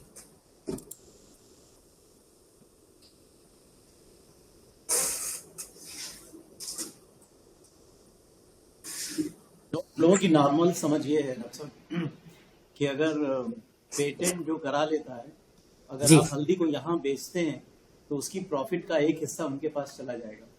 नहीं सर, इसमें सिर्फ एक ना अंतर है, वो बात आपकी बिल्कुल सही है कि प्रॉफिट का हिस्सा उनको चला जाएगा, लेकिन एक्चुअली प्रॉब्लम ये है कि हम हल्दी एक्सपोर्ट करते हैं टू यूएस। अब यूएस में वो पेटेंट है तो हम उसको एंटीसेप्टिक के नाम से वहां नहीं बेच सकते, क्योंकि उन्होंने पेटेंट कराया एज एन एंटीसेप्टिक, और अगर हम बेचते हैं तो रॉयल्टी हमको उनको देनी पड़ेगी। सो भारत की खोज ही मसालों की वजह से हुई थी। We knew all the masalas. तो कोई भी आपको ये बताए कि हल्दी का केस हमने क्यों किया या जब किया, तो पहला सवाल उससे ये पूछिए कि भाई साहब हमने केस किया क्यों? तो किया हमने इसलिए कि because we will not be able to export those. हमने बचपने से सुना है वीको टर्मरिक आयुर्वेदिक क्रीम, हल्दी चंदन के गुण इसमें समाये, antiseptic cream and so on so forth. तो हम बेच ही उसको एंटीसेप्टिक के नाम से रहे हैं, और उन्होंने अगर पेटेंट करा लिया तो रॉयल्टी हमको उनको देनी पड़ेगी। So that is one of the reason why we fought that case. अब उसको जीतने के लिए हमको क्या करना पड़ा? तो हमको ये करना पड़ा कि हमको ये बताना पड़ा कि वो जो पेटेंट उन्होंने कराया है वो नॉवेल नहीं है। जो पहला हिस्सा है, किसी भी पेटेंट कराने के लिए 3 बेंचमार्क्स होते हैं, मैंने अभी आपको बताया, न्यू यानी नॉवेल, इन्वेंटिव स्टेप और इंडस्ट्रियल एप्लीकेशन। और उसका पहला हिस्सा जो है वो न्यू एंड नॉवेल। नॉवेल का मतलब होता है it should not be published anywhere in the world. अगर वो पब्लिश्ड है तो वो पब्लिक नॉलेज है, उसका पेटेंट नहीं हो सकता। चाहे आपने अपनी थीसिस में लिख के शोध गंगा में डाल दिया हो, चाहे आपने यूट्यूब में डाल दिया हो, फेसबुक पे डाल दिया हो, व्हाट्सएप पे डाल दिया हो, या फिर अखबार में दे दिया हो, या रिसर्च पेपर के फॉर्म में छाप दिया हो, अगर वो पब्लिश हो गया तो then it would be very difficult for you to get a patent. और यही हमने हल्दी के केस में किया। वी फाउंड दोज मैन्युस्क्रिप्ट्स जिसमें कि हल्दी के एंटीसेप्टिक यूजेस का जिक्र था, और फिर हमने वो केस लड़ा और हम जीते। सो दैट इज हाउ पेटेंट का एक हिस्सा, अगर आप देखेंगे तो ये कोरियन कंपनी है जिसको हेलमेट मैन्युफैक्चरिंग HJC, इनके 42 पेटेंट्स है world wide in case of helmets, और ये हर साल अपने रिसोर्सेज का 10% हिस्सा ये रिसर्च एंड डेवलपमेंट में खर्च करते हैं और उस पेटेंट साइकिल को जिंदा रखे हुए हैं, because they wanted to be global leaders in case of helmet and helmet manufacturing. तो सबसे पहला पेटेंट के केस में व्हाट इज इन्वेंशन, क्योंकि इन्वेंशन नहीं होगा, इनोवेशन नहीं होगा तो पेटेंट नहीं होगा। तो invention is new and inventive solution to a specific technical problem. Patent हम हमेशा जब भी हम पेटेंट फाइल करते हैं तो हम उसको बोलते हैं unity of invention. Unity of invention माने एक तकनीकी समस्या का एक तकनीकी solution, one which is new and inventive for one technical problem. और इसमें आप नई डिवाइस हो सकती है, नया प्रोडक्ट हो सकता है, नया प्रक्रिया या मेथड हो सकता है, और it may be simply an incremental improvement of a known product, यानी आपने इंप्रूव कर दिया उस प्रोडक्ट में। चाहे वो उसकी कॉस्ट कम कर दी, चाहे एफिशिएंसी बढ़ा दी, तब भी वो इन्वेंटिव स्टेप या टेक्निकल प्रॉब्लम के सोल्यूशन के तौर पे मान्य होगा। तो invention is basically new and inventive solution to one technical problem. ठीक, अब इसके बाद अगर आप देखेंगे तो पेटेंट का पूरा लब्बो लबाब ये है कि इसमें 3 बेंचमार्क्स हैं। नॉवेल्टी मैंने आपको समझाई कि novelty is defined as something which is not published anywhere in the world. Third one is industrial application, that means या तो इंडस्ट्री में लग जाए या इंडस्ट्री में बन जाए। It can be a product और it can be a process. तीसरा हिस्सा जो है जिसको हम बोलते हैं इन्वेंटिव स्टेप या इन्वेंटिव सोल्यूशन, उसको डिफाइन करना या उसको क्वालिफाई करना is one of the most technical aspect in any patent draft. और वो patent drafting, that is the reason, has to be done by experts और लॉयर्स। और इस ड्राफ्टिंग के समय आपको यानी इन्वेंटर को ये बताना पड़ता है कि वेयर। इसके 2 एग्जाम्पल जो मैं नॉर्मली अपने सारे जितने वो हैं उसमें देता हूं। आंवला, रीठा और शिकाकाई हम उपयोग करते हैं बालों के लिए। अगर मैं रोज आंवला एक सुबह लगा लूं, अगले दिन मैं रीठा लगा लूं, उसके अगले दिन शिकाकाई लगा लूं, तो भी वही इफेक्ट होगा ऑलमोस्ट। अगर मैं आधा किलो मिला के, आधा किलो रीठा, आधा किलो शिकाकाई, आधा किलो आंवला मिला लूं और उसका पाउडर बना के लगाऊं, तो भी वही इफेक्ट होगा। तो अगर आधा आधा किलो मिला के ले जाऊं तो उसका पेटेंट मिलना चाहिए क्या? नहीं, इसलिए क्योंकि because it is just an admixture, there is no inventive step associated with it. अब now I will try and change it for your benefit. 25% active ingredient of amla, 35% active ingredient of reetha and 45% active ingredient of shikakai, weighed by volume, plus a carrier is the best combination for dry scalp hair growth। यानी जिनका scalp, जिनकी skin dry है, उस पे भी hair growth हो जाएगी अगर ये कॉम्बिनेशन में आप इसके एक्टिव इंग्रेडिएंट को लगाएंगे। अब पेटेंट मिलना चाहिए कि नहीं मिलना चाहिए? और अगर आप मेरी बात मानेंगे तो वाकई इस पे पेटेंट मिलना चाहिए, because now I am giving you one technical problem and one solution to it. The technical problem is hair growth on the dry scalp, कि ड्राई स्कैल्प पे हेयर ग्रोथ करानी, और उसके लिए मैं वही इंग्रेडिएंट्स यूज कर रहा हूं, मगर एक स्पेसिफिक कॉम्बिनेशन बता रहा हूं कि इस स्पेसिफिक कॉम्बिनेशन में अगर आप उपयोग करेंगे तो उस पर अच्छा इफेक्ट पड़ता है हेयर ग्रोथ पे। सो this is how the inventive step is qualified. इसका दूसरा एग्जांपल अगर कुछ इंजीनियरिंग के लोग हों या मैथमेटिक्स या फिजिक्स के लोग हों तो उनके लिए कि साइकिल का ब्रेकिंग सिस्टम फ्रिक्शन पे काम करता है और ट्रक्स का ब्रेकिंग सिस्टम ऑयल ब्रेक या एयर ब्रेक पे काम करता है। मैं साइकिल में एयर ब्रेक लगा दूं और बोलूं कि now this is effectively, it can effectively stop the cycle जब आप किसी ढलान से नीचे आ रहे हो, तो होगा वाकई, क्योंकि ऑयल ब्रेक लगा हुआ है। इट इज इजी टू, आपके ब्रेक लगाना आसान हो जाएगा। तो इसका पेटेंट मिलना चाहिए कि नहीं मिलना चाहिए? और इसमें मिलना भी चाहिए तो मुझे क्या पूरी साइकिल का पेटेंट मिलना चाहिए? तो अगर मेरा जवाब सुनेंगे तो साइकिल का पेटेंट नहीं मिलना चाहिए, मगर इसका पेटेंट मिलना चाहिए कि new braking system for stopping the cycle easily. तो ये हर चीज नोन है। साइकिल हम जानते हैं, फ्रिक्शन सिस्टम पे ब्रेकिंग होती है, ये हम जानते हैं, ऑयल ब्रेक्स ट्रक्स में यूज होते हैं, ये हम जानते हैं। लेकिन उतना छोटा ऑयल ब्रेक डिजाइन करना साइकिल के लिए, और ऐसे डिजाइन करना कि हम जब ब्रेक लगा रहे हो तो साइकिल पलट न जाए, यह है इन्वेंटिव स्टेप उसमें। So this is how the invention और inventive step in patent is classified. तो ये हुआ। अब इसके अलावा इसके पेटेंट कराने के की रीजन क्या है? आप दूसरों को रोक सकते हैं पेटेंट कराने से अगर आपका पेटेंट है तो, क्योंकि पेटेंट अगर आप इंडिया में भी कराना चाहें तो हम ग्लोबल सर्च करते हैं, उसका ऑलरेडी पेटेंट कहीं दुनिया में है तो आपको इंडिया में भी पेटेंट नहीं मिलेगा। तो in novelty is in global context, inventive step is also is in global context. Industrial application can be local, आप यही इंडिया के लिए बना रहे हैं वो चीज, मगर वो इन्वेंटिव स्टेप और जो नॉवेल्टी है ये ग्लोबल कंसेप्ट में होनी चाहिए।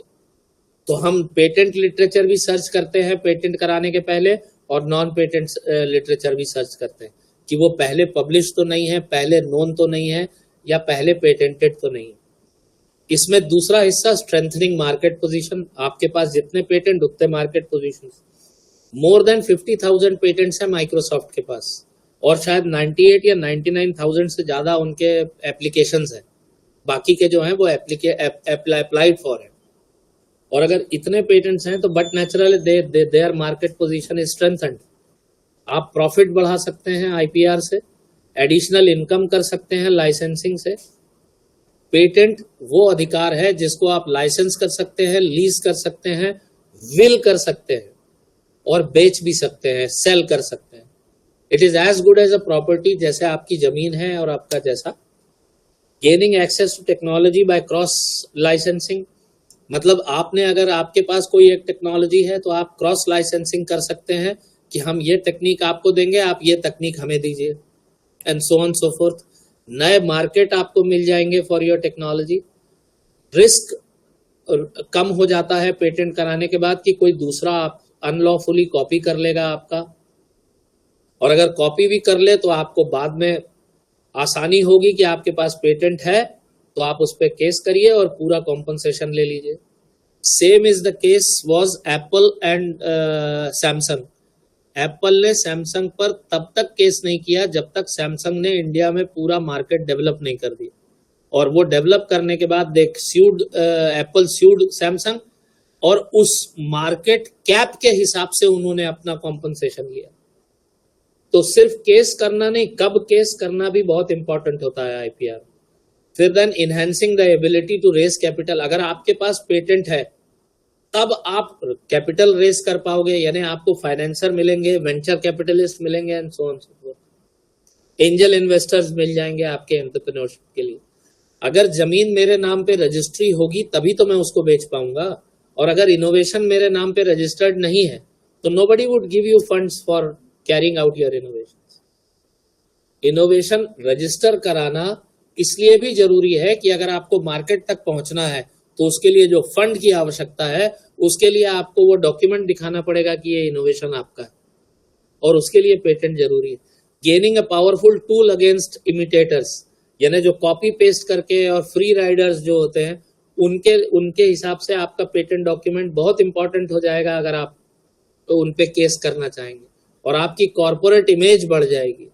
Anybody who has got number of patents associated with them, जैसे for example MIT, Harvard, Boston या फिर Cambridge, they are big universities because they are licensing their technologies, और उसी लाइसेंसिंग फीस से जो उनको पैसा मिलता है they are actually pumping it into the research, और वो रिसर्च साइकिल आराम से चला ले रहे हैं।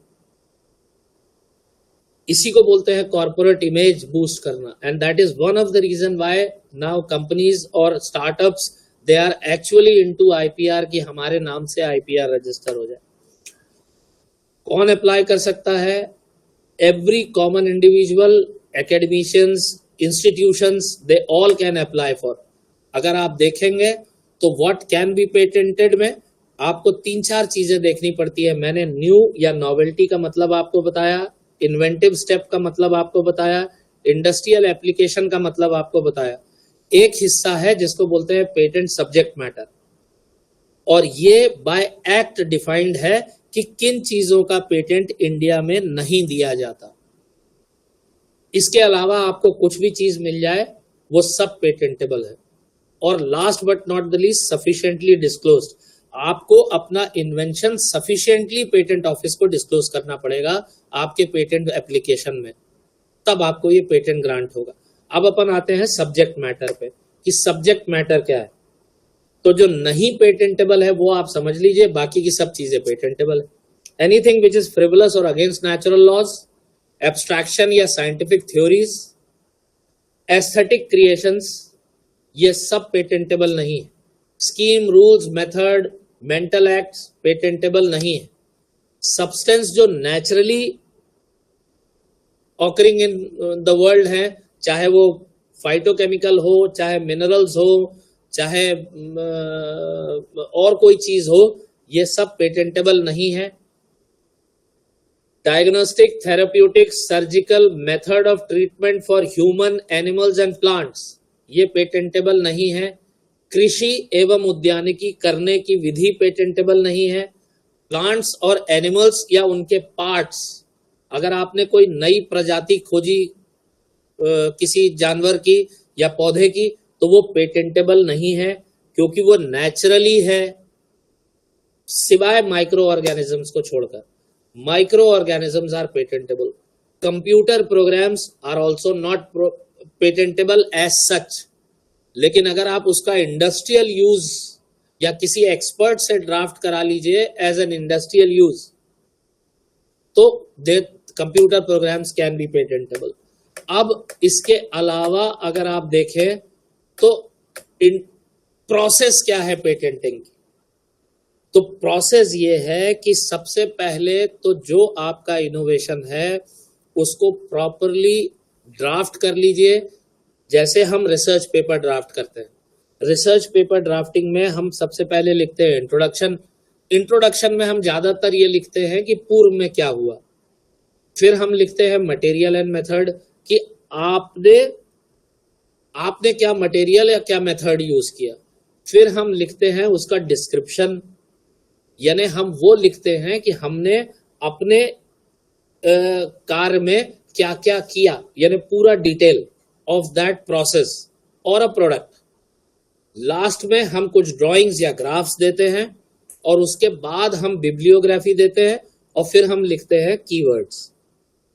ये प्रॉपर तरीका है अगर मान लीजिए आपको कोई रिसर्च पब्लिकेशन बनाना। उसी तरीके से पेटेंट भी ड्राफ्ट होता है। Introduction, area of business, area of मतलब सब्जेक्ट ऑफ इनोवेशन, उसके अलावा आपके कीवर्ड्स, आपका एंटायर डिस्क्रिप्शन, प्रायर आर्ट जिसमें आपका इंट्रोडक्शन वाला हिस्सा आ जाता है, और ये सारा ड्राफ्टिंग हम करके देते हैं for any innovator in the state. इसके बाद वो पेटेंट ऑफिस में फाइल होता है, उसका एक नंबर जनरेट होता है, देन हम एक एप्लीकेशन देते हैं जिसके बाद वो सर्च के लिए जाता है, उसका सब्सटैंटिव एग्जामिनेशन होता है एंड उसके बाद वो फर्स्ट पब्लिकेशन के लिए जाता है, जिसको जो गैजेट में पेटेंट ऑफिस के गैजेट में छपता है। अगर सब्सटेंटिव एग्जामिनेशन के बाद आपसे पेटेंट ऑफिस कोई सवाल पूछता है इन फॉर्म ऑफ FER, जिसको फॉर्मल एग्जामिनेशन रिपोर्ट या फर्स्ट एग्जामिनेशन रिपोर्ट बोलते हैं, तो उसका जवाब हमको देना पड़ता है, और उसका जवाब जब कंट्रोलर एग्री कर जाते हैं उस जवाब से, तो वो देन इट इज ग्रांटेड, और वो ग्रांट हो जाने के बाद फिर पब्लिश होता है दोबारा, यानी इस ग्रांट और ऑपोजिशन के बीच में it is again published here. अगर आप देखें तो मैंने पहले कहा था कि IPR is one of the most transparent process. आपने एक एप्लीकेशन लगाई, उसके बाद वो इनिशियल सर्च के बाद वो पब्लिकेशन में चला गया, तो फर्स्ट पब्लिकेशन से लेकर ग्रांट होने के बाद सेकंड पब्लिकेशन के 1 साल बाद तक वो patent would be open for objection, और ऑब्जेक्ट कर सकते हैं आप फॉर्म 7 पर, ये बताते हुए कि ये पेटेंट क्यों नहीं ग्रांट होना चाहिए। उसमें से जो मेजर ऑब्जेक्शन है वो ये होता है कि ये ऑलरेडी नोन है, या ये ऑलरेडी पब्लिश्ड है, या ये ऑलरेडी पब्लिक के पास है, पब्लिक इसको यूज कर रही है जब पेटेंट हुआ उससे पहले से। ज्यादातर ऑपोजिशन के यही होते हैं। या फिर ये होता है कि ये पेटेंट यहाँ पे हमने पहले करा लिया था, आपने यहाँ ग्रांट कर दिया।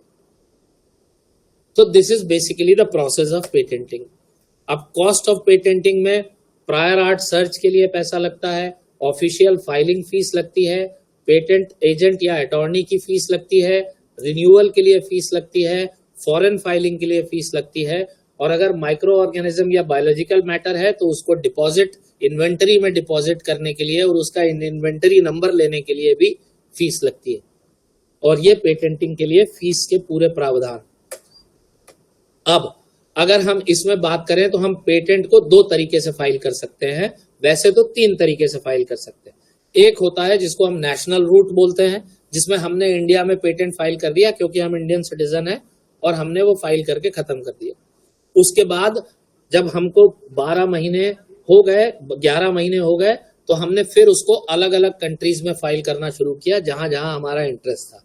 जैसे मान लीजिए मैंने कोई डायबिटिक की ड्रग डेवलप करी नई, तो मैं चाहूंगा कि वो यूरोप में फाइल हो, because there is lot of cases in diabetes in Europe and US because of their food and other habits. तो यूरोप में और यूएस में फाइल करना चाहूंगा। एड्स की मेडिसिन अगर मैंने डेवलप करी, या टेस्टिस स्लीपिंग सिकनेस की मैंने मेडिसिन डेवलप करी, तो I try and file it in Africa also, because it is a very relevant disease in that part. दूसरा तरीका यह है रीजनल राउट, कि मैं रीजनल ऑफिसेज में पेटेंट फाइल कर दूं। अफ्रीकन सब कॉन्टिनेंट का एक रीजनल ऑफिस है जिसको एप्रिक बोलते हैं, African patent office. European patent office में फाइल कर दूं तो वो पूरे रीजन के लिए हो जाएगा और उसके बाद वो कंट्री में चला जाएगा। और एक तीसरा तरीका है जिसको इंटरनेशनल राउट बोलते हैं, जिसको पीसीटी एप्लीकेशन बोलते हैं। इंटरनेशनल पेटेंट जैसी कोई चीज नहीं होती। जो ज्यादातर लोग बोलते हैं कि मेरा ग्लोबल पेटेंट हो गया, तो ग्लोबल पेटेंट जैसी कोई चीज नहीं होती। वर्ल्ड में करीब 210-220 कंट्रीज होंगे। अब हर कंट्री में पेटेंट नहीं है, एक ही पेटेंट हर कंट्री में नहीं कराया जाता और ना ही उसका रेलेवेंस है। जहां उसकी आवश्यकता है वहां पेटेंट कराएंगे तो आपको लाभ होगा। तो इंटरनेशनल यूज जो है उसमें पीसीटी एप्लीकेशन होती है, जिसको पेटेंट कोऑपरेशन ट्रीटी एप्लीकेशन बोलते हैं, which gives you around 21 months from first filing in the relevant country to file in number of countries in wherever you want।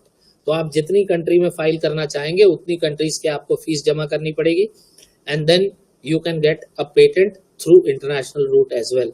और इसमें आपको एक सर्च अथॉरिटी भी सेलेक्ट करनी पड़ती है, और आपको जान के ये खुशी होगी कि India is also one of the search authorities, where अगर आप इंडिया में सर्च करा लेते हैं तो वो सर्च जो है पेटेंट का सर्च वर्ल्ड वाइड या ग्लोबली मान्य होता है।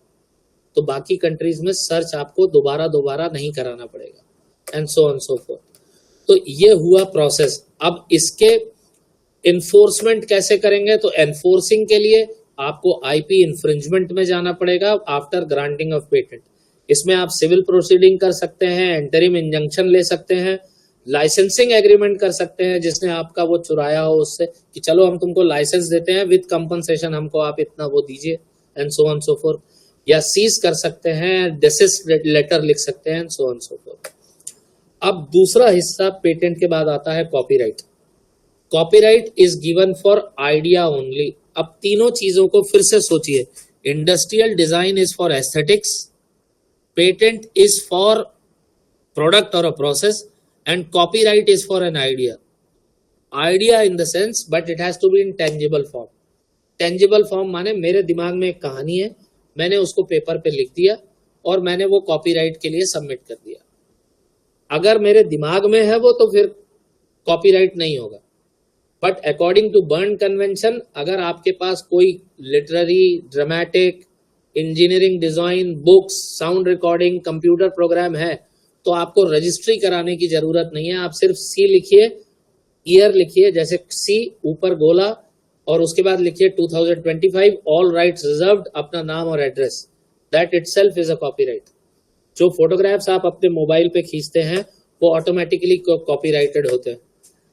कॉपीराइट में it is one of the easiest for filing, and इसका टर्म सबसे लॉन्गेस्ट है।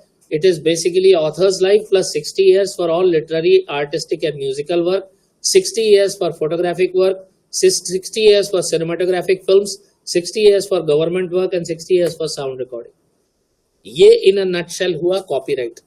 तो और एक बात हमेशा ध्यान रखिएगा कि copyright और plagiarism में अंतर है। Plagiarism is basically moral part which is implemented by universities and academic institutions and R&D institutions। Copyright is specifically a act। So दो overlapping है, मगर plagiarism is separate from। plagiarism is just cut, copy, paste and so on so forth। अब council क्या करता है इस मामले में? तो हमारे पास एक इंटेलेक्चुअल प्रॉपर्टी राइट सेंटर है जिसमें पेटेंट इंफॉर्मेशन सेंटर है, which is funded by Department of Science and Technology, Government of India। Then we have a grassroots innovation augmentation cell, innovation fund program जिसमें हम प्रोटोटाइप डेवलपमेंट, मेंटोरशिप और laboratory facility देते हैं, इसके लिए fund देते हैं। अगर आपने सुना हो तो 4-5 साल पहले एक बड़ा हंगामा हुआ था कि नाले की गैस से चाय बनती है, क्योंकि माननीय प्रधानमंत्री महोदय ने कह दिया था ये। उस व्यक्ति को 40,000 रुपए हमारे ऑफिस से प्राप्त हुए थे। उसने यहाँ बूढ़ा तालाब में वो इन्वेंशन बनाया, उसका पेटेंट हमने लैक्स एंड रिजिया से कराया, टेक्नोलॉजी हमने रेनकट इंडिया प्राइवेट लिमिटेड को ट्रांसफर करी, और ये थ्रू एंड थ्रू है। जिस व्यक्ति ने बनाया उसका श्यामराव शिर्के नाम है, और वो उसके कंपनी के बोर्ड ऑफ डायरेक्टर में शामिल है। तो इनोवेशन फंड प्रोग्राम में हम प्रोटोटाइप डेवलपमेंट के लिए आपके नए आइडिया को फाइनेंशियल असिस्टेंस देते हैं। इसका जो फॉर्मेट है वो हमारे वेबसाइट पे अवेलेबल है। Then intellectual property right for MSME है, जिसमें हम इंडस्ट्री डिपार्टमेंट से डायरेक्टली जुड़े हुए हैं, और इसमें हम टेक्नोलॉजी सोर्सिंग, टेक्नोलॉजी ट्रांसफर और IPR registration for MSME and industry करते हैं। फिर we are also linked with वाइपो टिस्क, क्योंकि हमारे पास टेक्नोलॉजी सोर्सिंग और टेक्नोलॉजी ट्रांसफर के लिए वाइपो का टिस्क भी है।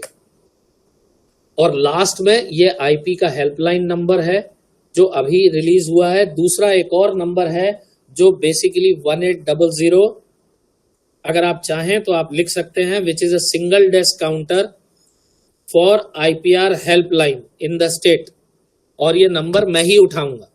तो आईपीआर का नंबर है 1800-890-3771, और ये मोबाइल नंबर है जिसपे आप व्हाट्सएप करके भी जानकारी ले सकते हैं।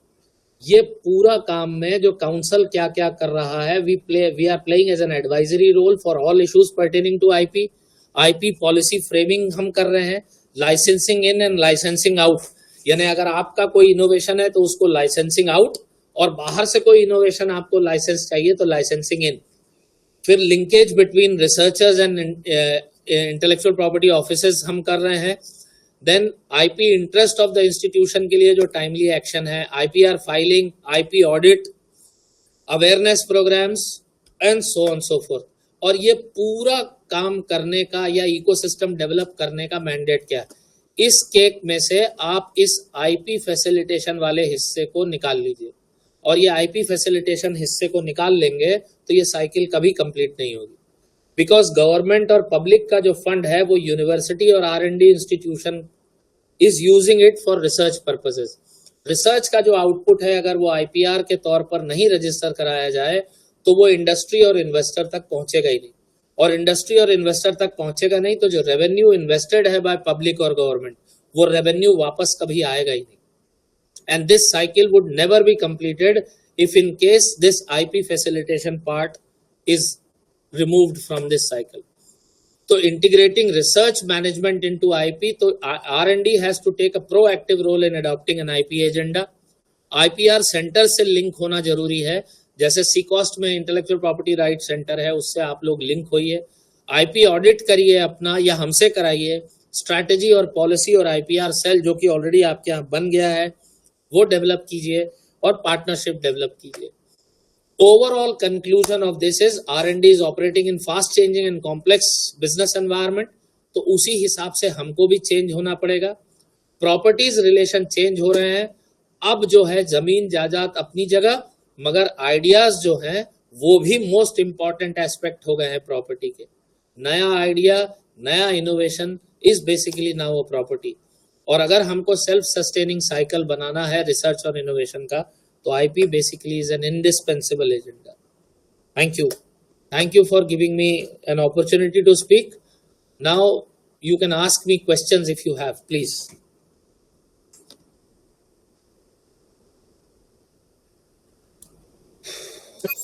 About level of innovation of IPR and trademarks about Hello? nylon. Sir patent transfer क्या होता है?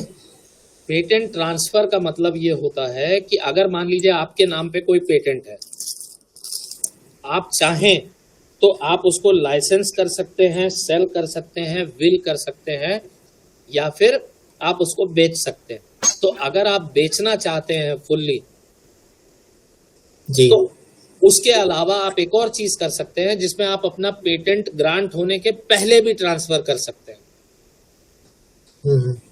और ग्रांट होने के बाद भी ट्रांसफर कर सकते हैं। पेटेंट ट्रांसफर का मतलब आपने अपना अधिकार किसी दूसरे को दे दिया। जी, थैंक यू सर। कोई पार्टिसिपेंट कोई क्वेरी? सीक्रेट के बारे में कुछ बताएंगे?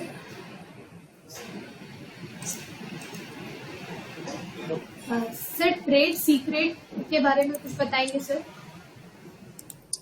आई थिंक या तो मैंने बहुत अच्छा समझा दिया या एकदम खराब समझाया कि nobody has a question.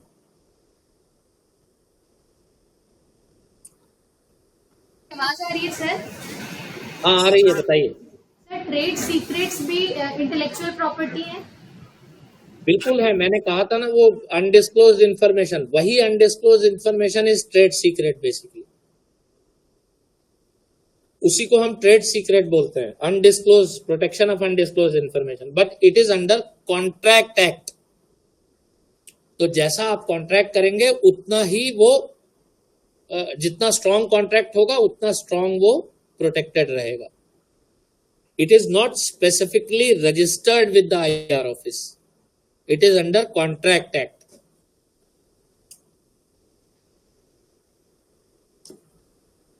Participants जो क्वेश्चन पूछना चाहते हैं? सर मेरा एक क्वेश्चन है सर। जी सर मैं नीरज वर्मा सर, मेरा एक क्वेश्चन है कि सर जैसे प्रोटीन का सीक्वेंस है, प्रोटीन सीक्वेंस से जैसे हम पेप्टाइड डिराइव करते हैं सर, तो क्या वो पेटेंटेबल है पेप्टाइड सीक्वेंस? देखिए, protein genetic code is already developed and on the basis of genetic code, वो तो हरगोविंद खुराना जी ले गए उसका नोबेल प्राइज। तो जेनेटिक कोड के बेसिस पे बेसिकली आपका प्रोटीन कोड होता है, और प्रोटीन कोड से, प्रोटीन कोड मतलब यानी पेप्टाइड सीक्वेंस डेवलप होता है उसी जेनेटिक कोड से, दैट इज फिक्स्ड। नया कोई सीक्वेंस अगर आप, जैसे फॉर एग्जांपल हमने एक प्लांट वेराइटी, एक प्लांट में एक व्यक्ति मेरे पास आए, उन्होंने मुझसे कहा कि इसका जो एक्टिव इंग्रेडिएंट है, इसकी LD50 डोज बहुत कम है, और अगर वो LD50 डोज बहुत कम है, that means if given in very small amount can cause death. तो LD50 कम होना बड़ा फायदे का सौदा है। तो वो मुझे बोले पेटेंट करा दीजिए। तो मैंने उनसे कहा यार ये नेचुरल चीज है, इसका पेटेंट नहीं मिलेगा, बिकॉज आपने प्लांट से सीधा सीधा एक्सट्रैक्ट किया है, और आप कह रहे हैं कि ये सिंपल प्लांट कंपाउंड है। अब आप इसको किसी ट्यूब के फॉर्म में या किसी गोली के फॉर्म में बना लीजिए, और ये लिखिए कि it is for rodents. Rodents माने आपके क्या कहते हैं, चूहे, इन सब के लिए। तब ये बेसिकली प्रोडक्ट में कन्वर्ट हो जाएगा और आप इसका पेटेंट करा पाएंगे, क्योंकि ऑब्वियसली मॉरली सही नहीं है ऐसी चीज का पेटेंट कराना जिससे किसी की मृत्यु हो सके। मगर रोडेंट्स वगैरह एग्रीकल्चर में बायोपेस्टिसाइड या पेस्टिसाइड्स हम यूज करते ही है, तो उसका पेटेंट होता है। वैसे ही अगर आप देखेंगे तो जो आपका प्रोटीन सीक्वेंस है वो बेसिकली नॉवेल नहीं है, क्योंकि वो प्रोटीन सीक्वेंस कहीं ना कहीं से आपने निकाला होगा। अगर हाँ आपने कोई नया मार्कर डेवलप किया है, उसका पेटेंट हो जाएगा। अगर आपने, क्योंकि बट नेचुरल प्रोटीन सीक्वेंस निकालने के लिए आपको मार्कर डेवलप करने पड़ेंगे ना, है ना नीरज जी? बगैर मार्कर के तो आप नहीं कर पाएंगे प्रोटीन सीक्वेंस।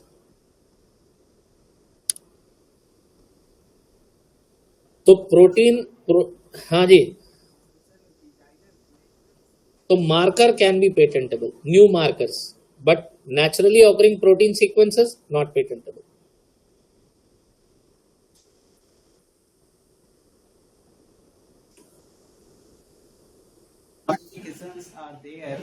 हेलो। हाँ जी बताइए।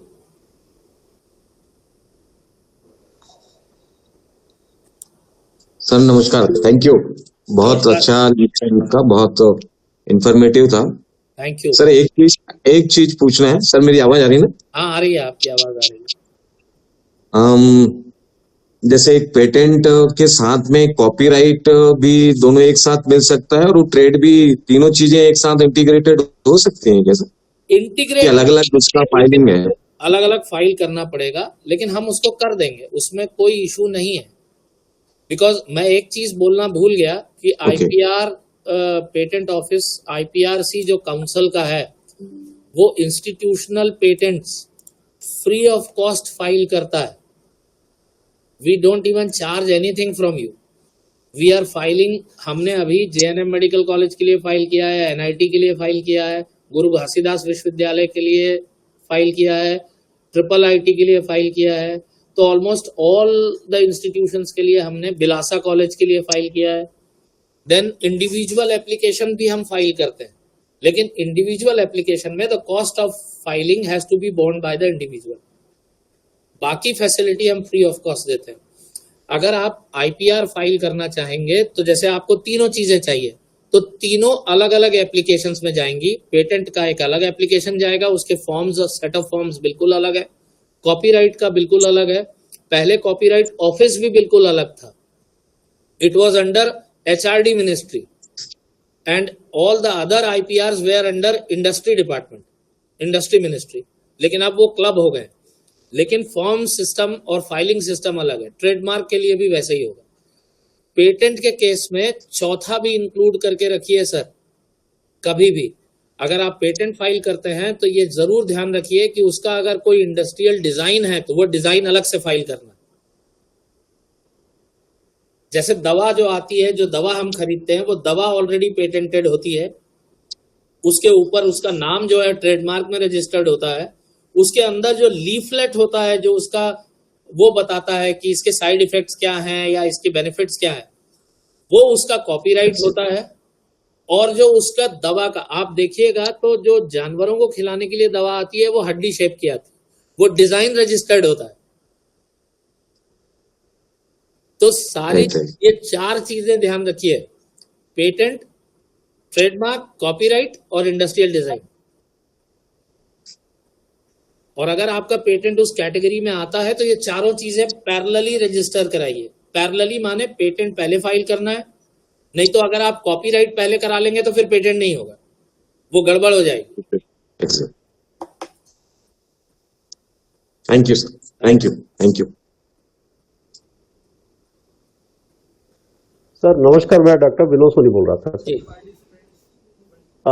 Patent sir with in country का अलग प्रोसीजर है सर, और अब्रॉड बाहर हम विदेशों में यदि पेटेंट कराए हैं तो उनका अलग फॉर्मेलिटीज होगा सर. उसमें फॉर्मेलिटीज नहीं है सर. बेसिकली मैंने आपको तीन तरीके बताए. एक नेशनल फेज बताया था, एक रीजनल फेज बताया और एक पीसीटी फेज बताया. वो तीन तरीके से आप अप्लाई कर सकते हैं. मैंने इंडिया में अप्लाई किया. पहले इंडियन पेटेंट को प्रोसेस होने दिया, नंबर मिल गया. फिर उसके बाद 11 महीने बाद मुझे ख्याल आया कि नहीं यार, ये पेटेंट अमेरिका में भी फायदेमंद होगा और वहां पे भी मुझे पेटेंट करा लेना चाहिए, वहां पे भी हम ये प्रोडक्ट को बेच पाएंगे. तो मैंने अमेरिका में अलग से फाइल कर दिया और उसमें लिंक दे दिया कि मैंने इंडिया में इस तारीख को फाइल किया है. इसको बोलते हैं नेशनल फेज एप्लीकेशन.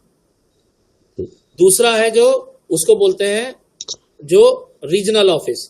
तो रीजनल ऑफिस यूरोप का एक रीजनल ऑफिस है, अफ्रीका का एक रीजनल ऑफिस है, नॉर्थ अमेरिका का एक रीजनल ऑफिस है और साउथ अमेरिका का एक रीजनल ऑफिस है. मैं इन रीजनल ऑफिसेस के थ्रू इंडिया में पहले फाइल करूं, फिर रीजनल ऑफिसेस के थ्रू फाइल कर दूं. तो उनके फॉर्म्स होते हैं, इस एप्लीकेशन का रेफरेंस देके वहां फाइल हो जाएगा. और एक है पीसीटी एप्लीकेशन. जब मैं फाइल करूंगा तो उसका फॉर्म पीसीटी का होगा और उसमें मैं पहले बता दूंगा कि 21 महीने के अंदर अंदर मैं इन सारी कंट्रीज में यही एप्लीकेशन को आगे बढ़ाना चाहता हूं. तो पीसीटी एप्लीकेशन अगर आपको बहुत सारी कंट्री में फाइल करना है तो पीसीटी एप्लीकेशन फाइल करना सबसे ज्यादा फायदे का सौदा होता है. उसमें सर्च एक बार होता है और आपका फाइलिंग फिर प्रोसेस, अलग अलग फीस डिपॉजिट करते जाइए और अलग अलग कंट्रीज में आपका एप्लीकेशन फाइल होती जाएगी. Okay sir, thank you sir. Thank you.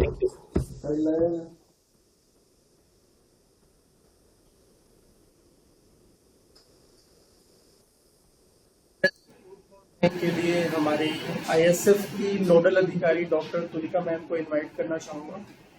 Doctor Tulika. Thank you sir. विश्वविद्यालय के माननीय कुलपति महोदय, कुलसचिव महोदय, मुख्य वक्ता डॉक्टर अमित दुबे सर, वरिष्ठ प्राध्यापकगण और विभिन्न महाविद्यालयों से जुड़े प्राचार्यगण, शिक्षक एवं छात्र छात्राएं, आप सभी को मेरा नमस्कार।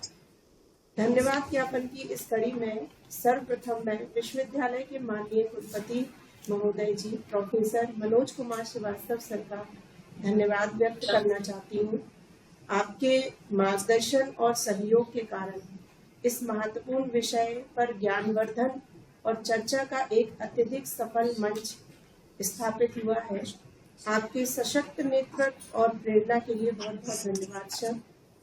मैं इस कार्यक्रम के मुख्य वक्ता डॉक्टर अमित दुबे सर के बहुमूल्य उपस्थिति और व्याख्यान के लिए सादर धन्यवाद प्रकट करती हूँ। आपके द्वारा साझा किए गए विचार और ज्ञान ने हम सभी को इस महत्वपूर्ण क्षेत्र के प्रति गहरी समझ और जागरूकता प्रदान की है। मैं विश्वविद्यालय के कुल सचिव महोदय डॉक्टर राजेश लालवानी सर का धन्यवाद करती हूँ। आपके नेतृत्व, समर्थन और दिशा निर्देशन के कारण हम कार्यक्रम को सफल बना पाए। आपके समर्थन ने इस कार्यक्रम को सार्थक बनाया है। हम आपके निरंतर समर्थन के लिए आभारी हैं।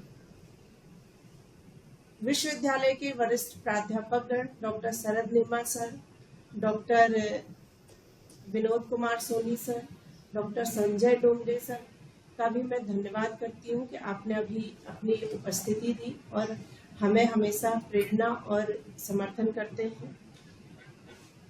विभिन्न महाविद्यालयों से जुड़े प्राचार्यगण और शिक्षकगण का धन्यवाद करती हूँ। हमारी आईआईसी की team doctor Rashmi Dewangan madam, doctor Sushma Singh ma'am, doctor Neeraj Verma sir, doctor Devendra Yadav sir का भी मैं धन्यवाद करती हूँ कि वो अपनी लगन और मेहनत से आईआईसी के काम को आगे बढ़ा रहे हैं। इसी के साथ मैं विश्वविद्यालय के शिक्षकगण का भी धन्यवाद करती हूँ और छात्र छात्राओं से भी धन्यवाद करती हूँ। आप सभी का बहुत बहुत धन्यवाद। Thank you Amit ji, thank you. Thank you sir for inviting. आपको आगे भी हम लोग आमंत्रित करते रहेंगे। मुझे लगता है सर आपका जब आदेश शिरोधार्य।